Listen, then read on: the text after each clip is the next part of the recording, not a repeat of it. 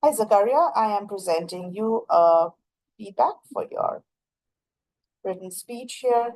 So, a few things I would like to talk to you about is make sure with with this upcoming speech that you're able to get an online audience in the gallery. I'm going to send you an instructional video.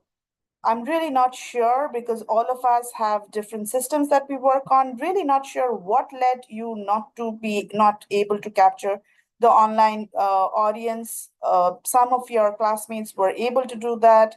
Some of you were not. So I kind of did some research, and the only thing that I can think about, I'm not an expert in technology. I will ask you to get in touch with somebody. I will put it in the comments here. His name is Ryan Maloney. I would like you to get in touch with him and kind of do a dry run with him even before you go for your speech so that you know that you are doing everything correctly. Okay. The only thing that I will add on here is as I mentioned, I'm going to share a video with you that shows that some of the things are checked off in your cloud recording. That should not be the case if you have downloaded Zoom, then those are always automatically ticked. But in case it could happen that it is not in your case, so then you may have to do it in order to get that online audience. That's the only thing that comes to my mind. Other than that, I do not have a clue why it did not happen. Somebody who is a specialist in technology will be able to maybe give you a much more informed idea about what happened.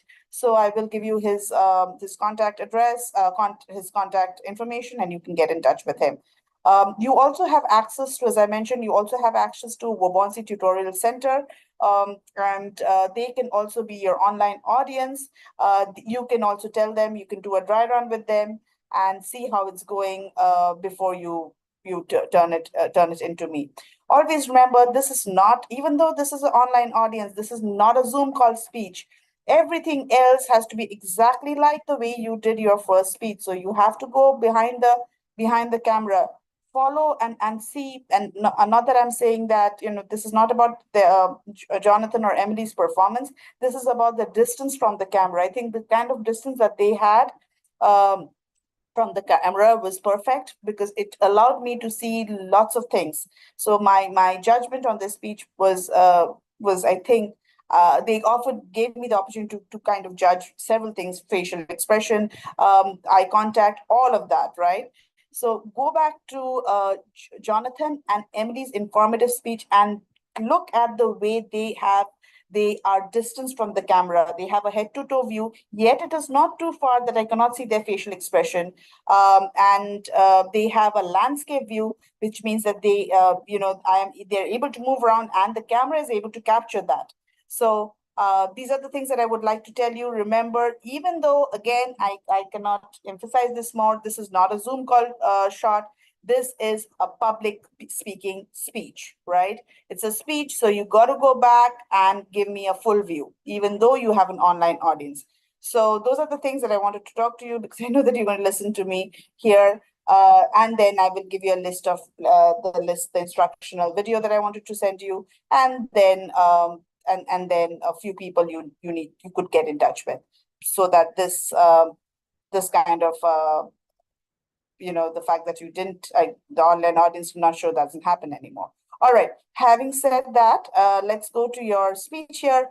I think, yeah, so I don't see that anything needs to be changed in your map of the speech. Map of the speech is good. I would probably do a few things here. I would probably get, you're connecting with the audience, but I want you to, the audience is getting connected with the subject, but I want you to get into it more further. Okay. How would you what are the things that you're going to tell them, like a hypothetical situation, a startling statistic that they don't know about gene editing, or a hypothetical imaginary situation where they are in a situation where they kind of judge the situation. They are in an imaginary situation where they have to make a call. Something like that would make the introduction more stronger in terms of seeking connection to the audience. All right, now let's go to your body of the speech. I think the body of the speech is I like the way that you have your answers. Your body is pretty simple, small, short sentences, simplified. Like this. Let's look at the data first. I like these small little transitions that you have. Especially for our audience who's listening to you. I would probably give some more international data here.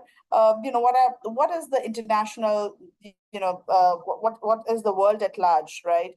Different countries, what is their opinion in regards to gene editing? Okay, so you may want to look into it a little bit further. That will just, and especially get some more, world opinion again about gene editing that kind of supports your position. So that's something that you may want to work on here.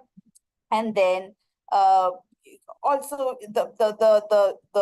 the body has to be very well connected to Maslow's hierarchy of needs.